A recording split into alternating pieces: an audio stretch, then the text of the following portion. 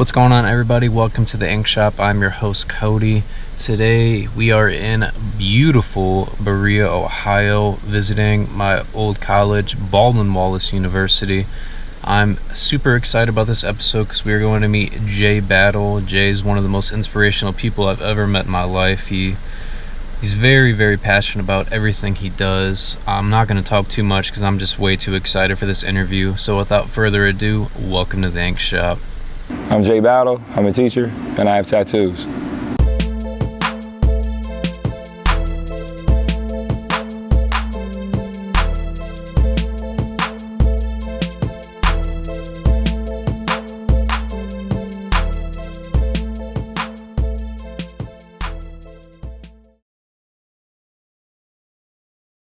So my first tattoo was my senior year of high school over Christmas break. I was 17, close to being 18. I turned 18 that following March. And my motivation for my tattoo was my father.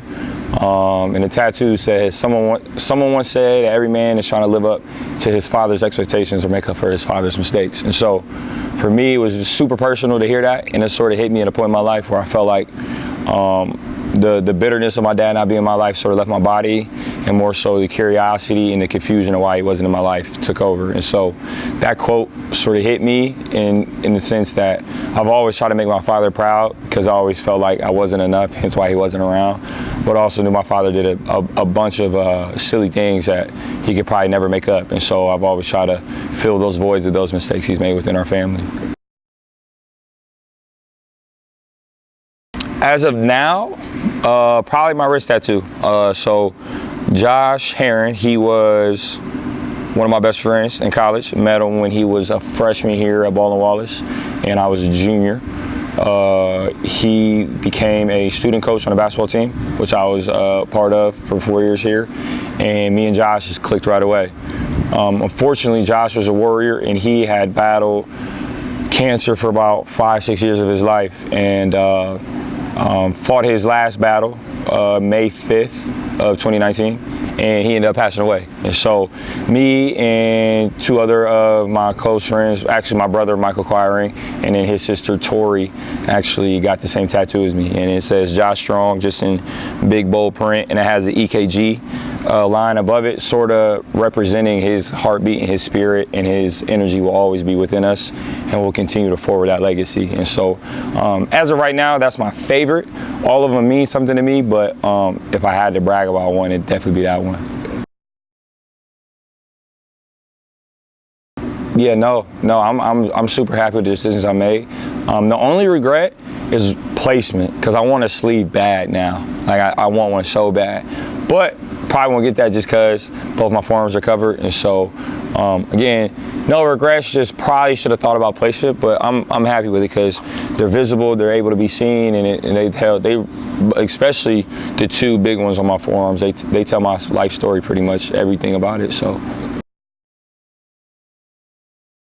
I used to be this big stick, like only get something if, you know, if it means something to you. And I felt that was a very boxed in sort of approach to not just tattoos in general, but life, you know what I'm saying? If you want to get something because you rock with it, do the damn thing, you know what I'm saying? I've seen people, my uncle has a great setup of tattoos. Uncle Eli, if you see this, you inspired me definitely.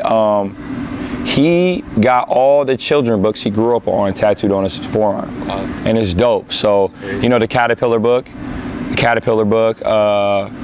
the how many monkeys were jumping on the bed? I forget how many were total, but he has that on his arm. It's dope, and he has just all these children books he grew up on all up and down his arm, and it's just dope to see a guy, professional, you know, worker. He's a welder, he's an archer, he's just a guy of many talents, you know what I'm saying? He still has that childhood piece to him, you know, that means something. And his mom read it to him, and then his mom is obviously my grandma, and she read those same books to us, and so it sort of connects us in a way, you know. And so for me, do what the hell you want, man. I'm a huge advocate for allowing people to do what the hell they want with their body in terms of everything, you know, tattoos, sex work, you know, whatever you want to do. You just gotta understand there's responsibility with everything you do, but you're individual. And so my only advice would be, if you get it, make sure you want it. You know, don't get old girl's name on your chest after day 2, you know. But if you feel like that she's the one, then go ahead. So just do what you want, but just make sure it's what you want.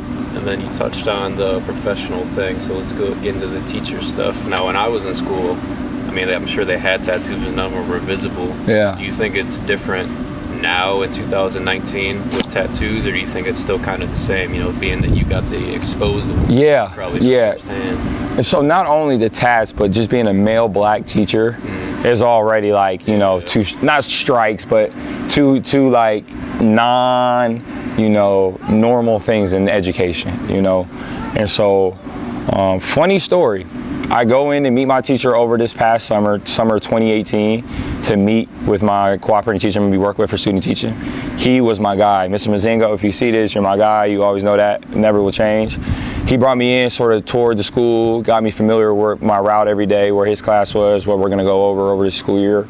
And we met with the principal. And I'll never get this. The principal looked at me, he goes, I'm gonna let you do what you want, but I advise you, this building and this district probably will look at you sort of funny if they see the tattoos. And so me being who I am, Cody, you know me, a lot of my friends that are gonna see this, y'all know me, like, I'm very unapologetic and proud of who I am, you know what I'm saying? And so it almost came off as a challenge to me, you know what I'm saying? And from that day forward, I made sure I wore a polo the first day, so everyone can see him. And whenever the kids see me, that's the first thing they look at. And a lot of kids are super receptive to it. You know, kids, they'll ask you 110 questions and don't care about none of them. And I love it.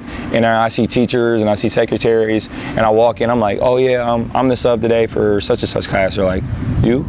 I'm like, yeah, tall, black, a guy, I got tabs. I'm like, yeah, I teach, man, you know. And so, now not everybody's like that. I'm not gonna generalize all secretaries, all head administrators, but it is an issue that perception really runs our world, you know. I don't look like the normal teacher. I don't teach like the normal teacher at all.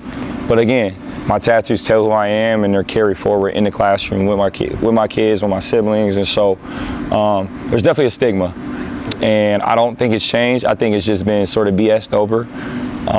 Sort of like with the principal, he did at the school I was working at, sort of like warned me. And then when the article came out, did you ever read that Cleveland Gazette article about me kneeling? In the comments, they were like, oh, this guy poisons his body with tattoos and can't believe he's like that in the classroom. So for me, it's all motivation. You know me, Cody, like, I don't give a damn about none of that. It's like, I know what I'm capable of, and just because I have tattoos doesn't make me less capable. Now, if I'm in a tattoo with a gang affiliation across my forearm or on my eyeball, okay, understood. Maybe that puts some students in danger, makes some students comfortable. But a quote about my dad, a quote about my family, and a remembrance tattoo of my best friend has nothing to do with my skill nor the classroom, you know. And so, sort of like you have your tattoos, and it's like, what does any of this have to do with my character or my decision making or how I treat you as an individual, you know? And we sort of talked about it a long time ago. The world is lazy. We live in a very, very lazy world, culture, society, however you want to term it. So it's lazy just to perceive someone as less than with tattoos. But it's hard to ask those questions. What's that tattoo mean?